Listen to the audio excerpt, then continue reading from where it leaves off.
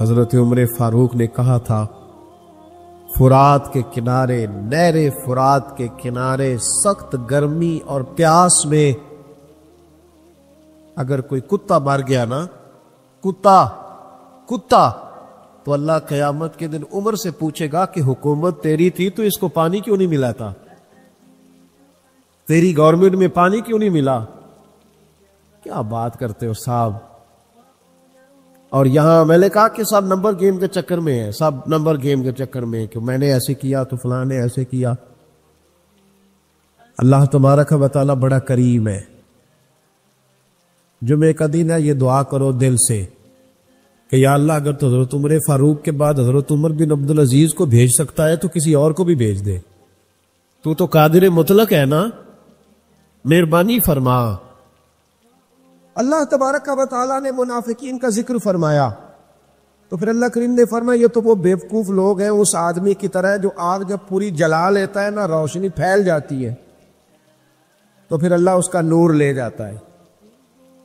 انہوں نے بھی چلاکیاں کر کے تھوڑا سا ماحول بنایا تھا تو اللہ نے ان کے سارے پردے کھول دیے۔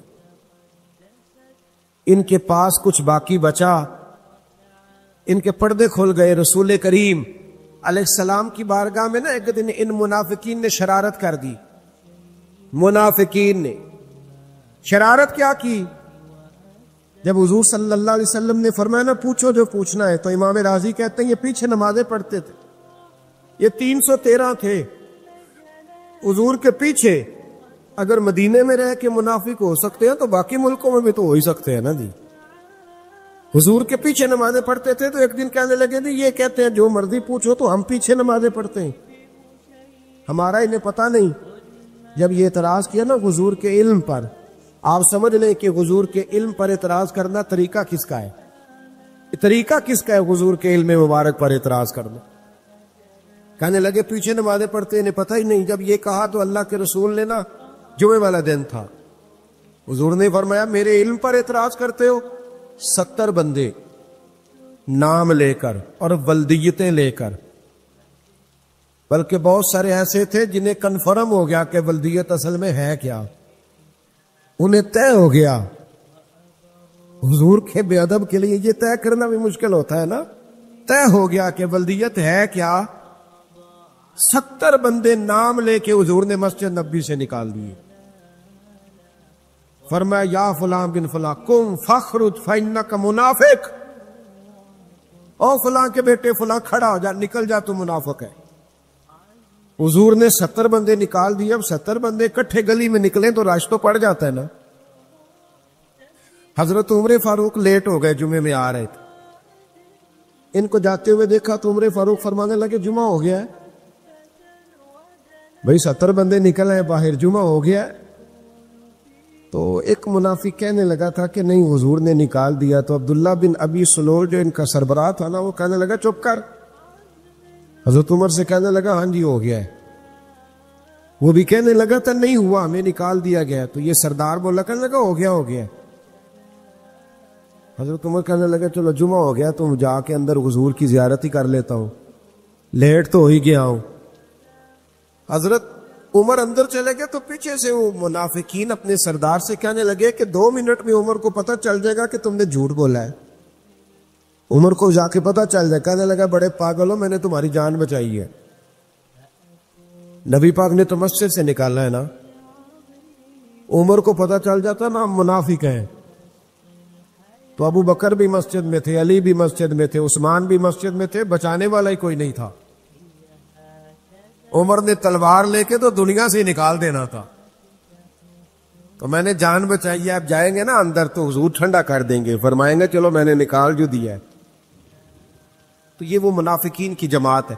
دوسرے سے تیسرے رکوع میں نا اللہ تعالیٰ نے انسان کو یاد کرایا ہے کہ تو نے عبادت اپنے رب کی کرنی ہے، اور فرمایا رب تمہارا وہ ہے جس نے تمہارے لیے زمین کو فرش بنایا ہے، آسمان کو چھت بنایا ہے، اور آسمان سے پانی برسا کے تو زمین سے پھل اگائے ہیں، رزق لکم، وہ بھی تیرے کھانے کے لیے اگائے ہیں۔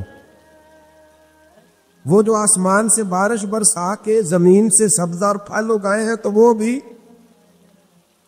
تیرے لیے جب سارا کچھ تیرے لیے بنایا تو بھی تو عبادت کرنا اپنے رب کی. پھر کسی کو اس کا شریک نہ ٹھہرا. ایک چیلنج بھی کیا قرآن مجید نے اس رکوع کے اندر. کہا کرتے تھے مکے کے لوگ کہ آپ قرآن مجید کی آیتیں نبی کریم علیہ السلام سے کہا کرتے تھے کہ معاذ اللہ خود بناتے بنا کے لاتے ہیں. تو اللہ کریم نے فرمایا وَإِن كُنتُمْ فِي رَيْبٍ مِّمَّا نَزَّلْنَا عَلَىٰ عَبْدِنَا فَأْتُوا بِسُورَةٍ مِّن مِّثْلِهِ. اگر تمہیں شک ہو نا اس میں جو ہم نے بندہ خاص پہ نازل کیا ہے تو تم بھی اس جیسی ایک صورت بنا کے لاؤ. پڑھے لکھے تو تم بھی ہو نا, مکے میں تم بھی رہتے ہو, تو ایک صورت بنا کے لاؤ. قرآن مجید ہم سے چھینا گیا ہے سازش کے تحت, اس لیے کہ جس قوم کو قرآن آ جاتا ہے نا پھر کوئی کافر اس کا مقابلہ نہیں کر سکتا. دیکھیں نا اگر کافروں کے پاس جواب ہوتا قرآن پاک کا تو بدر اور احد میں نا کوئی آیت بنا کے لاتے قرآن کے مقابلے کی, تلواریں لے کے نہ آتے. ان کے پاس جواب ہی نہیں تھا. اور قیامت تک کسی کافر کے پاس قرآن مجید کا کوئی جواب, قرآن کا کوئی جواب, قسم اللہ کی جواب کوئی نہیں قرآن کا, اس کا کوئی جواب نہیں. کیا بات ہے قرآن پاک. وہ ایک دفعہ مسلمہ کذاب بے ایمان کہنے لگا میں نے بنا لیا قرآن پاک کا جواب. معاذ اللہ. جواب کیا بنایا؟ وہ سورت ہے نا القاریہ ملقاریہ, وما ادراک ملقاریہ, کھڑکھڑانے والی کیا ہے, کھڑکھڑانے والی تمہیں کیا پتا کیا ہے کھڑکھڑی. قیامت کا ذکر ہے. کہنے لگا میں نے اس جیسی صورت بنا لیا. تو کیا بنایا؟ الفیل ملفیل, وما ادراک ملفیل. کہنے لگا ہاتھی, تمہیں کیا پتا کیا ہاتھی, تم کیا جانو کیا ہاتھی. تو پاس جو اس کے اپنے بیٹھے تھے نا چیلے, اور کہنے لگے چپ کر جا, سارے زمانے کو پتا ہاتھی کیا ہوتا ہے. تو پاگل ہے, اس کے دو کان ہوتے ہیں, ایک سونڈ ہوتی ہے, چار اس کے پیر ہوتے ہیں. بیوقوف آدمی, قرآن کا مقابلہ کرنا ہے تو وہ چج کے ساتھ کر, پاگلوں کی طرح مقابلہ کرے گا, جوتے کھائے گا بھی ہمیں بھی پڑھوائے گا. تو قرآن مجید کا کوئی مقابلہ کر سکا؟ تو اس آیہ مبارکہ میں اللہ نے کافروں کو یہ کہا اگر مقابلہ نہیں کر سکتے تو پھر اللہ سے ڈرو, ورنہ دوزخ میں ڈالے جاؤ گے. وہ جس کا ایندھن آدمی اور پتھر ہے, اور بنائی بھی کافروں کے لیے گئی ہے. وَعِدَّتْ لِلْكَافِرِينَ. جہنم کس کے لیے بنائی گئی ہے؟ کافروں اور منافقوں کے لیے. مسلمانوں کے لیے بنائی گئی. مسلمان مرضی سے چھلانے لگائیں تو ان کی موج ہے, ورنہ ان کے لیے جہنم, ان کے لیے اللہ نے جنت بنائی. اور یہ بات کرتے ہی رب کریم نے فرمایا اے محبوب علیہ الصلوۃ والسلام مومنوں کو خوشخبری دے دے کہ اللہ نے ان کے لیے جنت بنائی ہے, اس میں باغات ہیں, انہیں رزق دیا جائے گا کھانے کے لیے, اور اس میں انہیں پاکیزہ بیویاں دی جائیں گی, اور پھر وہ اس میں ہمیشہ رہیں گے, انہیں اس سے نکالا نہیں جائے گا. آگے جو آیات کریمہ ہے نا اس کے اندر اللہ تبارک و تعالیٰ نے فرمایا ہے کہ اللہ حیا نہیں کرتا سمجھانے کے لیے مچھر کی مثال بھی دینی پڑے. فرمایا قرآن سے کچھ لوگ ہدایت حاصل کرتے ہیں اور کچھ گمراہ ہو جاتے ہیں. جب لوگ اپنی مرضی کی تشریحات چاہتے تو گمراہ ہوتے, اور جب قرآن کو رسول اللہ صلی اللہ علیہ وسلم اور امت مسلمہ کی تشریحات کی روشنی میں سمجھتے ہیں تو پھر اللہ ہدایت عطا فرماتا ہے. پھر اللہ تبارک و تعالیٰ نے آگے ارشاد فرمایا حضرت آدم کی پیدائش کا واقعہ. کچھ مفسرین نے لکھا ہے اللہ نے مشورہ کیا تھا فرشتوں سے, وَإِذْ قَالَ رَبُّكَ لِلْمَلَائِكَةِ إِنِّي جَاعِلٌ فِي الْأَرْضِ خَلِيفَةً. لیکن کچھ مفسرین کہتے ہیں کہ اللہ کو ضرورت نہیں فرشتوں سے مشورہ کرنے کی. اللہ نے فرشتوں سے مشورہ نہیں کیا, بلکہ رب نے انہیں آگاہ فرمایا تھا کہ میں لگا ہوں زمین پہ اپنا نائب بنانے, میں خلافت دینے لگا ہوں زمین پہ. اب یہ تو دینے والی کی مرضی ہے نا اس نے کس کو دینی ہے, یہ تو دینے والے کی مرضی ہے نا اس نے. تو کچھ لوگ کہتے ہیں کہ دینے والے سے زیادہ ہمیں پتہ ہے. تو فرشتوں کو بھی یہ اجتہادی خطا ہو گئی, کہنے لگے یا اللہ اسے نہ بنانا, یہ فساد کرے گا, یہ خون ریزیاں کرے گا. تو اللہ نے فرمایا جو میں جانتا ہوں وہ تم. اللہ اکبر. امام راضی فرماتے جب رمضان آتا ہے تو اللہ فرشتوں سے کہتا ہے ذرا یہ کھول کے دروازے دیکھو نا یہ زمین پہ کیا کر رہے ہیں. تم تو کہتے تھے فساد کریں گے اور یہ سارے تراویحیں پڑھ رہے ہیں. تم تو گویا کہتے تھے فساد کریں گے اور یہ تو دیکھو گویا رمضان کے روزے رکھ رہے, یہ تو میری یاد میں نکلے ہوئے. تم کچھ کہتے تھے اور دیکھو میں نے تمہیں کہا تھا نا جو میں جانتا ہوں وہ تم. اللہ نے پھر حضرت آدم علیہ السلام کو تمام زمانے کے علوم عطا کیے، علم سکھا لیا. تو فرشتوں سے کہا تم بھی ان چیزوں کے نام بتاؤ، تو وہ بتا سکے نہیں. اللہ نے فرمایا اب اس طرح کرو، آدم کو سجدہ کرو. سب نے سجدہ کیا سوائے وہ. کہنے لگا یا اللہ صرف تجھے ہی کرنا ہے. کرنا بھی صرف اللہ کو چاہیے، پر رب کے آگے بھی جھکنا چاہیے، اور جس کے سامنے رب جھکائے نا وہاں بھی. اور یہ جو عاجزی ہے نا، یہ جو جھکنا ہے، یہ علم کے آگے ہے. ہماری مصیبت یہ ہے کہ ہم علم کے آگے بھی گردن جھکانے کو تیار نہیں ہوتے، وہاں بھی ہم خود عالم فاضل بن جاتے. تو فرمایا کہ سب سے کہا سجدہ کرو، سب نے سجدہ کیا سوائے ابلیس کے. تو پھر ہوا کیا؟ وکان من الکافرین، وہ کافروں میں سے ہو گیا. پھر اللہ نے حضرت آدم کو اور جناب حوا کو نا مقام دے دیا جنت میں رہنے کے لیے، اور کہا سارا کچھ کھانا، درخت کے قریب نہ جانا. ابھی آپ کسی سے کہہ دیں تھوڑا سا کہ پیچھے نہ دیکھنا، یعنی اگر میری سمجھ لے ادب کی وجہ سے کوئی 1.5-2 منٹ یا 6 منٹ نہیں بھی نہ دیکھے گا تو سوچے گا ضرور کہ پتہ نہیں اب پیچھے کیا ہے، مصیبت کیا ہے. یعنی آپ کیا کہ دیکھ لیں کسی کو، پیچھے نہ دیکھنا. فطرت ہے نا انسان کی، وہ جستجو کرتا ہے. کہا اس درخت کے پاس نہ جانا. تو حضرت حوا سلام اللہ علیہ کہتے ہیں دل میں خیال رہتا تھا کہ آخر ہے کیا درخت کے پاس.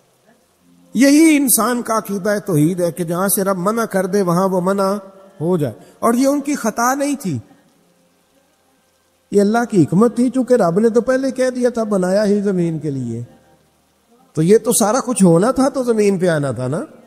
تو حضرت حوا اور جناب آدم کے پاس شیطان آیا، اب اس کو نکال تو دیا تھا پر ابھی اس کا جنت میں آنا جانا بند نہیں ہوا تھا، یہ بھی اللہ کی حکمت تھی. تو وہ کہنے لگا تمہیں پتہ ہے بعد میں مر جاؤ گے. حضرت حوا کہنے لگی کیا موت بھی آئے گی؟ کہاں، اس کی تکلیف بھی بڑی ہوگی، تو پھر بچیں گے کیسے؟ تو کہنے لگے پھل کھا لو اس درخت کا. تو بچنے کے لیے پھل کھایا تھا. اس طرح لوگ آج بہت سارے کام بچنے کے لیے کرتے ہیں پر بچ سکتے. بچنے کے لیے پھل کھایا تو اللہ نے فرمایا زمین پہ چلے جاؤ. تو حضرت آدم زمین پہ آئے، پھر کئی 100 سال روتے رہے. فَتَلَقَّى آدَمُ مِن رَبِّهِ کلمات، تو پھر اللہ نے خود ہی جناب آدم کو کچھ کلمے سکھائے. علامہ اسماعیل لکی فرماتے ہیں وہ کلمے یہ تھے کہ حضرت آدم نے میرے نبی کا وسیلہ پیش کیا، اللہ کریم نے جناب آدم کی دعا کو مقبول فرما لیا. پھر آگے بنی اسرائیل کا ذکر آ جاتا ہے. اللہ تعالیٰ نے بنی اسرائیل، آج آپ اسی قوم کو یہودی کہتے ہیں، ان کو اللہ نے اس زمانے میں فضیلت عطا کی تھی بہت زیادہ. تو عرب کے اندر جب نبی پاک علیہ السلام نے اعلان نبوت کیا تو کچھ لوگوں نے یہ کہہ دیا کہ اگر یہ یہودی کلمہ پڑھ لیں گے تو ہم بھی پڑھ لیں. تو پھر اللہ نے انہیں یاد کرایا کہ تم اصل میں کیا ہو، تمہیں کلمہ پڑھنا چاہیے. تو اہل یہود کا تذکرہ کرتے کرتے رب کریم نے ایک بات یہ بھی ارشاد فرمائی کہ تم لوگوں کو تو کہتے رہے ہو کہ وہ نبی آنے والے ہیں، وہ نبی آنے والے ہیں، اور جب آ گئے ہیں تو ماننے کو تیار نہیں ہو. تو فرمایا تأمرون الناس بالبر وتنسون انفسکم وانتم تتلون الکتاب، لوگوں کو بھلائی کا حکم دیتے ہو اور اپنے آپ کو بھول جاتے ہو. افلا تعقلون، تمہیں عقل نہیں؟ پھر اللہ نے انہیں یہ بھی یاد کرایا کہ یاد کرو وہ زمانہ کہ جب فرعون نے خواب دیکھ لیا تھا کہ کوئی بچہ اس کی سلطنت کو تباہ کرے گا، تو پھر اس نے تمہارے بچوں کو ذبح کرانا شروع کیا اور تمہاری بیٹیوں کو چھوڑتا تھا. فرمایا یہ بھی تو تم نے دیکھا، میں نے تمہیں پھر تم سے کہا جہاد کرو قوم عمالقہ کے خلاف، تو مقام طیہ میں جا کے یہ لوگ کہنے لگے ہم سے جہاد نہیں ہوتا. اللہ نے انہیں ایک میدان میں قید کر دیا. بڑی دلچسپ بات، قید تو لوگ ہوتے ہیں نا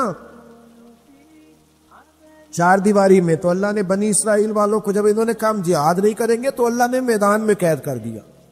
میدان میں، یہ یاد رکھیں، جب انسان اللہ کی نافرمانی کرتا ہے تو اسے ایسی قید ملتی ہے جس کا اس نے تصور بھی نہیں کیا ہوتا. ایک میدان ہے مقام طیہ، قید ہو گئے. سارا دن سفر کرتے تھے، سارا دن، تو رات کو تھک کے سوتے تھے، صبح اٹھتے تھے نا جب، تو وہیں ہوتے تھے جہاں کل صبح چلے تھے. تو رب جب کسی کو قیدی بناتا ہے تو اسے زنجیروں کی، سلاخوں کی ضرورت.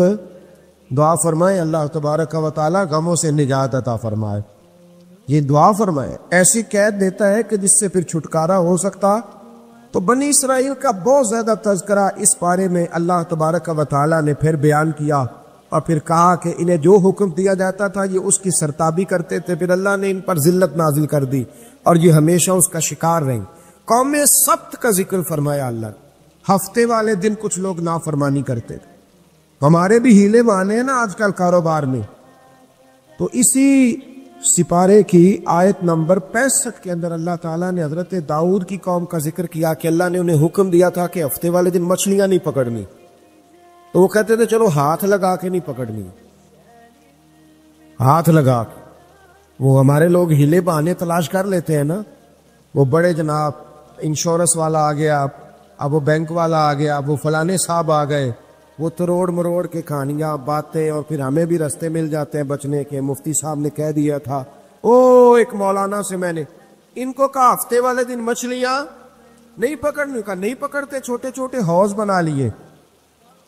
تو مچھلیاں زیادہ آتی تھی اس دن، یہ بھی اللہ کی قدرت تھی۔ نماز کے وقت گاہک زیادہ آتے ہیں، یہ اس کی قدرت ہوتی ہے۔ تو وہ مچھلیاں حوض میں جمع ہو جاتی، یوں سمجھ لیں کہ جال انہوں نے لگا لیے ہوئے تھے، تو جال میں وہ پھنستی رہتی تھی، حوضوں میں آتی رہتی تھی۔ ہفتے کو نہیں پکڑتے تھے، اتوار کو پکڑ لیتے تھے، تو پھر اللہ نے انہیں سزا دی۔ فرمایا تماشے کرتے ہو اللہ کے حکم کے ساتھ، کیا سزا دی؟ فَقُلْنَا لَهُمْ كُونُوا قِرَادَةً خَاسِئِينَ، فرمایا بندر بن جاؤ دھتکارے ہوئے۔ جو رزق حرام طریقے سے کماتے تھے رب انہیں بندر بنا دیتا تھا۔ ابھی بھی میں نے دیکھے ہیں بڑے بڑے تاجر پاگلوں جیسی زندگی گزار رہے ہیں، نفسیاتی طور پہ سکون نہیں ہے، کروڑوں روپیہ پڑا ہے۔ کیوں؟ اس لیے کہ رب کے بتائے ہوئے طریقے کے مطابق تجارت نہیں کرتے۔ آگے ایک اور دلچسپ بات آ گئی، بنی اسرائیل کے اندر نا ایک شخص نے اپنے چچا کو قتل کر دیا جائیداد کے لیے۔ یہ دیکھیں کب سے لوگ جائیداد کے لیے قتل کرتے آ رہے ہیں۔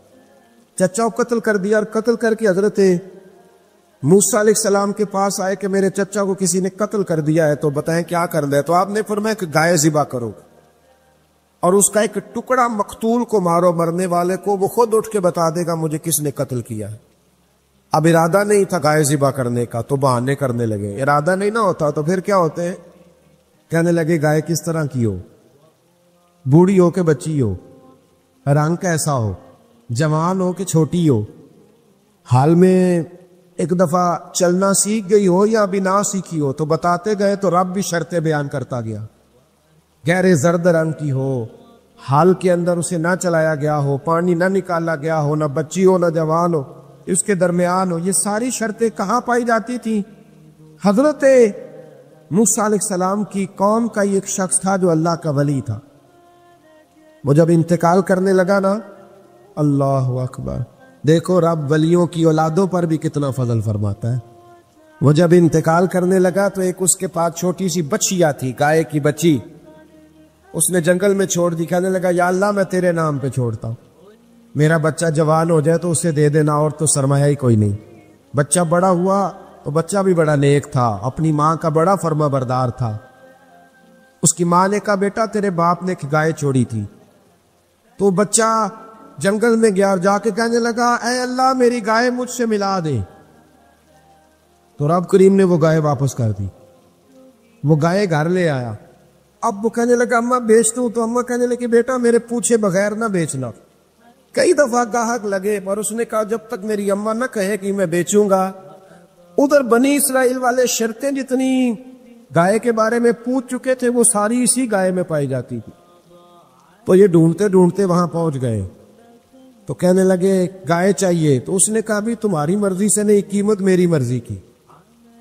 ایک مفسر نے تو یہاں تک لکھا ہے کہ اس نے کہا گائے ذبح کر کے نا، تو جتنا گائے کے اندر گوشت ہوگا نا اتنا ہی کھال کے اندر تو مجھے مال بھر کے دو گے، اتنے سکے بھر کے دو گے، اتنی اشرفیاں بھر کے دو گے، تو پھر تمہیں گائے دوں گا۔ تو پھر یہ گائے انہیں ملی اور یہ گائے لے کر کے آئے۔ زیادہ سوالات نہ کرتے تو زیادہ الجھتے نہ۔ ہم بھی دین کے معاملے میں بڑے سوال جواب کرتے ہیں، اتنا سوال کریں جتنی اس کی ضرورت ہے۔ ان لوگوں نے سوالات زیادہ کیے تو پھر الجھ زیادہ گئے۔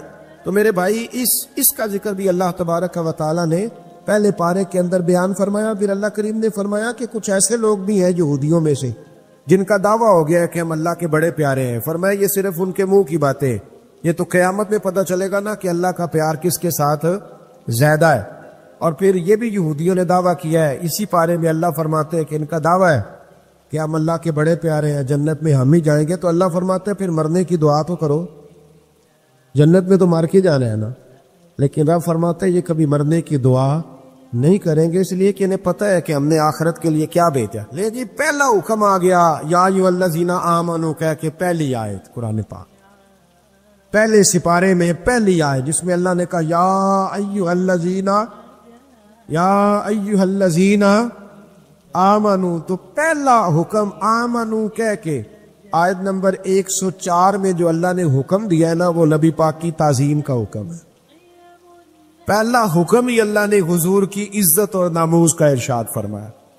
پہلا اس ترتیب کے لحاظ سے وہ ہوا یہ کہ جب نبی پاک کو بات ارشاد کرتے تو صحابہ کرام اٹھ کے عرض کرتے رائینا یا رسول اللہ، حضور سمجھ نہیں آئی ذرا رعایت کر دے۔ تو یہودیوں کی عبرانی زبان کے اندر نہ ذرا کھینچ کے پڑھتے تھے رائینا، تو اس کا معنی بنتا تھا معاذ اللہ اے ہمارے چرواہے، بکریاں چرانے والے کو بھی وہ رائینا کہتے تھے۔